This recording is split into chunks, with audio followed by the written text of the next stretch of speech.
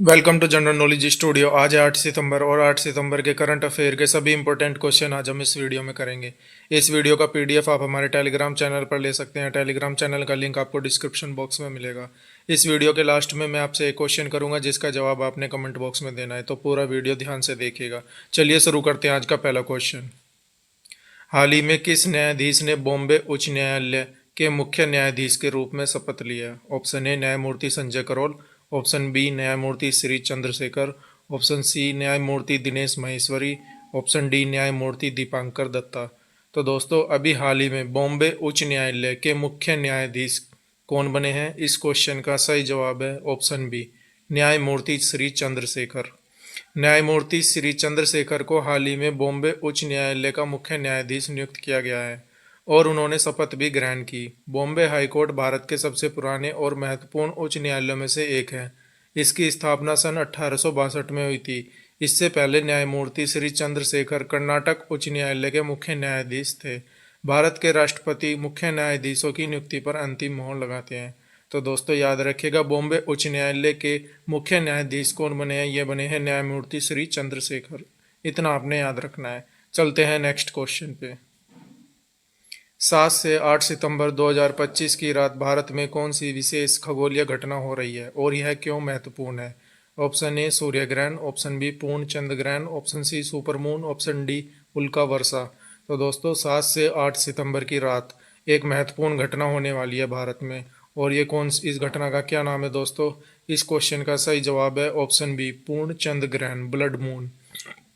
आज रात भारत में पूर्ण चंद्र ग्रहण हो रहा है। यह ग्रहण लगभग 82 मिनट तक चलेगा, जो इससे पिछले 10 वर्षों में सबसे लंबा चंद्र ग्रहण बनाता है। जब पृथ्वी सूर्य और चंद्रमा के बीच आ जाती है, तब पृथ्वी की छाया चंद्रमा पर पड़ती है और चंद्रमा लाली लिए दिखाई देता है। इस लाल रंग को वैज्ञानिक रूप से रेली स्कैटरिंग कहा जाता है और आम बोलचाल में इसे ब्लड मून कहा जाता है।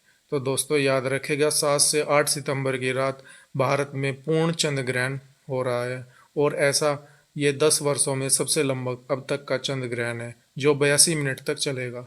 इतना आपने दोस्तों याद रखना है। चलते हैं नेक्स्ट क्वेश्चन पे।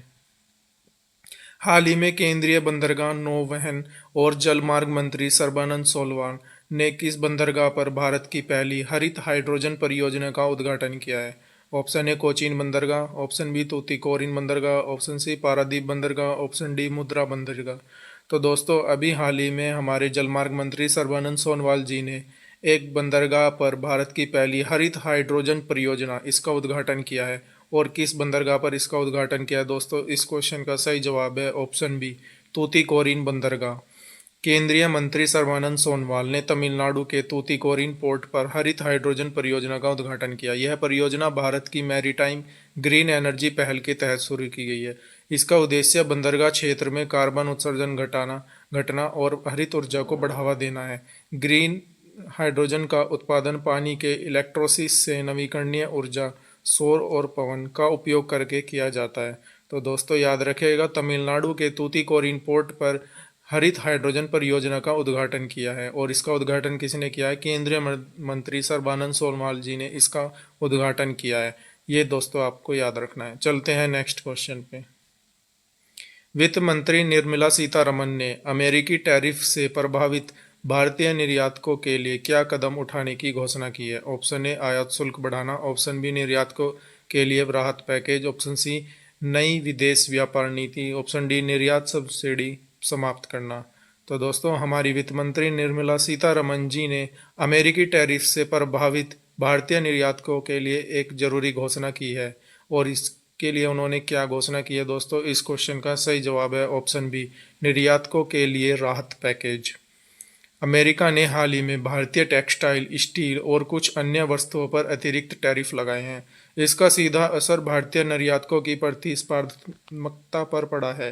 वित्त मंत्री ने घोषणा की है कि सरकार विशेष राहत पैकेज देगी ताकि निर्यातकों को इस नुकसान से बचाया जा सके। इस कदम का उद्देश्य भारतीय निर्यात को टिकाऊ बनाना और अमेरिका के साथ व्यापारिक संतुलन बनाए रखना है। तो दोस्तों याद रखिएगा, अभी हाल ही में अमेरिका ने भारत पर अतिरिक्त टैरिफ लगाए थे, जिसमें टेक्सटाइल, स्टील और भी बहुत सारी वस्तुओं पर ये टैरिफ लगाए गए थे। इसी के चलते हमारी वित्त मंत्री निर्मला सीतारमण जी ने घोषणा की है कि ये हमारे जो भारतीय निर्यातक हैं उनको नुकसान से बचाने के लिए एक राहत पैकेज दिए जाएंगे। ये हमारी वित्त मंत्री ने घोषणा की है। इतना दोस्तों आपने याद रखना है। चलते हैं नेक्स्ट क्वेश्चन पे। भारत में उपराष्ट्रपति चुनाव 9 सितंबर 2025 को क्यों कराया जा रहा है? ऑप्शन ए कार्यकाल समाप्त होने पर नियमित चुनाव, ऑप्शन बी मौजूदा उपराष्ट्रपति का इस्तीफा, ऑप्शन सी सुप्रीम कोर्ट के आदेश से, ऑप्शन डी संसद का विशेष अधिवेशन। तो दोस्तों अभी हाल ही में भारत में उपराष्ट्रपति चुनाव पर उस राष्ट्रपति पद के लिए चुनाव होने वाले हैं 9 सितंबर 2025 को। और ये किस कारण के चुनाव के कराए जा रहे हैं दोस्तों? इस क्वेश्चन का सही जवाब है ऑप्शन बी, मौजूदा उपराष्ट्रपति का इस्तीफा। उन्होंने अपने पद से इस्तीफा दे दिया है, जिसके चलते ये उपराष्ट्रपति के चुनाव होने वाले हैं। भारत के उपराष्ट्रपति जगदीप धनखड़ ने हाल ही में स्वास्थ्य कारणों से इस्तीफा दे दिया। संविधान का अनुच्छेद 68 कहता है कि यदि राष्ट्रपति या उपराष्ट्रपति का पद रिक्त हो जाए तो 6 महीनों के भीतर चुनाव कराना अनिवार्य है। इसी कारण 9 सितंबर 2025 को उपराष्ट्रपति चुनाव हो रहा है। यह भारत के लोकतांत्रिक ढांचे और संवैधानिक नियमों के पालन का उदाहरण है। तो दोस्तों याद रखिएगा, अभी भारत में उपराष्ट्रपति पद के लिए चुनाव होने वाले हैं 9 सितंबर को। और ये इस पद पर चुनाव होने का कारण क्या है? क्योंकि मौजूदा उपराष्ट्रपति जो जगदीप धनखड़ जी हैं उन्होंने अपने पद से इस्तीफा दे दिया है। उनका स्वास्थ्य सही नहीं है, इसके चलते उन्होंने अपने पद से इस्तीफा दिया है। इतना दोस्तों आपने याद रखना है। चलते हैं नेक्स्ट क्वेश्चन पे। हाल ही में किस देश ने भारत की मलक्का जल डमरू मध्य गश्ती योजना मलक्का स्ट्रेट पेट्रोल प्लान का समर्थन किया है? Option A Indonesia, option B Malaysia, option C Singapore, option D Thailand. तो दोस्तों अभी हाल ही में एक देश ने भारत की मलक्का जल डमरू मध्य गश्ती योजना इसका समर्थन किया है। और ये कौन सा देश है दोस्तों? इस क्वेश्चन का सही जवाब है सिंगापुर। सिंगापुर ने हाल ही में भारत की मलक्का जलडमरू गश्ती योजना का समर्थन किया है। मलक्का जलडमरू मध्य स्ट्रेट ऑफ मलक्का दुनिया के सबसे व्यस्त समुद्री मार्गों में से एक है, जो हिंद महासागर को प्रशांत महासागर से जोड़ता है। यह मार्ग वैश्विक व्यापार और ऊर्जा आपूर्ति के लिए बेहद महत्वपूर्ण है। दुनिया का लगभग 40% समुद्री व्यापार इसी से गुजरता है। इस क्षेत्र में पायरेसी, समुद्री डकैत, आतंकवाद और अवैध व्यापार की चुनौतियां बनी रहती हैं। तो दोस्तों याद रखिएगा, अभी हाल ही में सिंगापुर ने भारत की मलक्का जलडमरू गश्ती योजना का समर्थन किया है। और ये जो जलडमरू मध्य है दोस्तों, मलक्का जलडमरू मध्य हिंद महासागर को प्रशांत महासागर से जोड़ता है। ये भी आपने याद रखना है। चलते हैं नेक्स्ट क्वेश्चन पे। हॉकी एशिया कप 2025 में भारतीय पुरुष हॉकी टीम का प्रदर्शन कैसा रहा? ऑप्शन ए सेमीफाइनल में हार गई है, ऑप्शन बी फाइनल में पहुंच गई हैं, ऑप्शन सी ग्रुप स्टेज से बाहर हो गई है, ऑप्शन डी टूर्नामेंट आयोजित नहीं हुआ है। तो दोस्तों हॉकी एशिया कप 2025 ये अभी चल रहा है और इसमें हमारी जो भारतीय पुरुष हॉकी टीम है उसका प्रदर्शन कैसा रहा है दोस्तों? इस क्वेश्चन का सही जवाब है ऑप्शन बी, हमारी जो भारतीय हॉकी टीम है वो फाइनल में पहुंची गई है। भारत ने इस बार एशिया कप में शानदार प्रदर्शन किया है। सुपर 4 चरण में कोरिया से 2-2 से ड्रा रहा, मलेशिया को 4-1 से हराया, चीन को 7-0 से हराया है। इन जीतों की बदौलत भारतीय टीम ने फाइनल में जगह बनाई है। यह उपलब्धि भारतीय हॉकी के लिए बहुत महत्वपूर्ण है, क्योंकि यह टीम की एशियाई स्तर पर मजबूती दिखाती है। तो दोस्तों याद रखेगा, भारत ने इस बार एशिया कप में शानदार प्रदर्शन करते हुए जो भारत की हॉकी टीम है वो फाइनल में पहुंच गई है। इतना दोस्तों आपने याद रखना है। चलते हैं नेक्स्ट क्वेश्चन पे। भारत सरकार ने आंगनवाड़ी केंद्रों को स्कूलों के साथ जोड़ने के लिए क्या कदम उठाया है? ऑप्शन ए सभी आंगनवाड़ी बंद कर दिए, ऑप्शन बी निजीकरण कर दिया गया, ऑप्शन सी सह स्थित करने के लिए नई गाइडलाइंस जारी की हैं, ऑप्शन डी इन्हें केवल ग्रामीण इलाकों में सीमित किया गया है। तो दोस्तों अभी हाल ही में भारत सरकार ने आंगनबाड़ी केंद्रों को स्कूलों के साथ जोड़ने के लिए क्या कदम उठाया? इस क्वेश्चन का सही जवाब है ऑप्शन सी, सह स्थित को लोकेट करने के लिए नई गाइडलाइंस जारी की हैं। सरकार ने नई गाइडलाइंस जारी की हैं जिनके तहत आंगनबाड़ी केंद्रों को स्कूलों के साथ जोड़ा जाएगा। उद्देश्य है कि बच्चों को early childhood care and education ECCE यानी प्रारंभिक शिक्षा और पोषण साथ साथ मिले।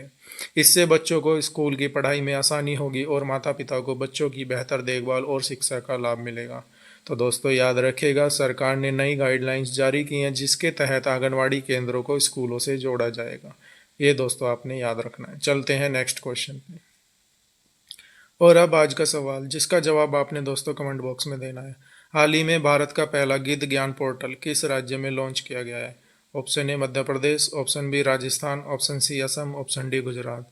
तो दोस्तों इस क्वेश्चन का सही जवाब आपने कमेंट बॉक्स में देना है। तो दोस्तों आज के लिए वीडियो में इतना ही। मैंने आपको 8 सितंबर के सभी इम्पोर्टेंट क्वेश्चन इस वीडियो में कराए हैं। तो दोस्तों आई होप आपको वीडियो पसंद आया होगा। वीडियो को ज़्यादा से ज़्यादा लाइक करें, शेयर करें, और अगर आप चैनल पे नए हैं तो चैनल को सब्सक्राइब करें। तो दोस्तों आज के लिए इतना ही, मिलते हैं नेक्स्ट वीडियो में।